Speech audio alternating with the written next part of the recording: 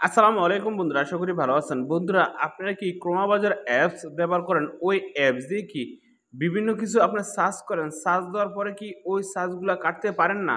যদি না কাটতে পারেন, আজকের ভিডিওটা আপনাদের জন্য। আজকের ভিডিওতে আমি দেখিয়ে দিব আপনারা কিভাবে এক ক্লিকের মাধ্যমে এই দেখেন ক্রোমা অ্যাপের হিস্টোরি, এই হিস্টোরিগুলা কিন্তু আপনি কাটতে হবে। যদি না কাটেন তাহলে কিন্তু যেকোনো সময় আপনি বিপদে পড়তে পারেন। বিপদটা হলো আপনারা যখনই এখান থেকে যেকোনো ওয়েবসাইটগুলো সার্চ দেন। এই ওয়েবসাইটের কারণে কিন্তু অনেক সময় আপনাদের ফোনটা হ্যাক হয়ে যায়।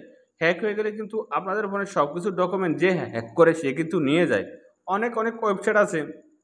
সেই ওয়েবসাইটে যদি আপনি একবার ঢুকেন, তারপর থেকে সেই ওয়েবসাইটের মাধ্যমে আপনার ফোনে যা আছে তারা কিন্তু নিয়ে যায়।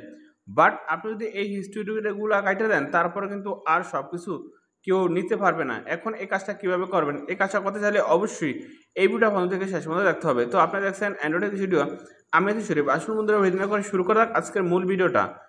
আপনি যদি এই গুরুত্বপূর্ণ কাজটা শিখতে চান, অবশ্যই এই ভিডিওতে একটা লাইক করে দিবেন। তারপর এখানে দেখেন সাবস্ক্রাইব লেখা আছে, এই সাবস্ক্রাইব লেখার উপরে চাপ দিয়ে দিবেন। তারপর এখানে থেকে নোটিফিকেশন বাটন, এই নোটিফিকেশন বাটনে চাপ দিয়ে এখানে অলে ক্লিক করে দিবেন।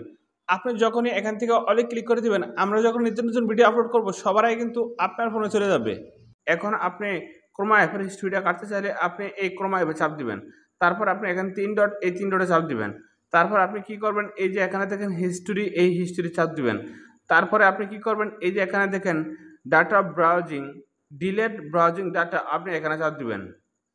তারপরে এই যে এই টিক চিহ্নটি আপনি দিয়ে দিবেন সব। এখান থেকে সব টিক চিহ্ন দিয়ে দিবেন। তারপর এখানে দেখেন ডিলেট ডাটা, আপনি এখানে চাপ দিবেন।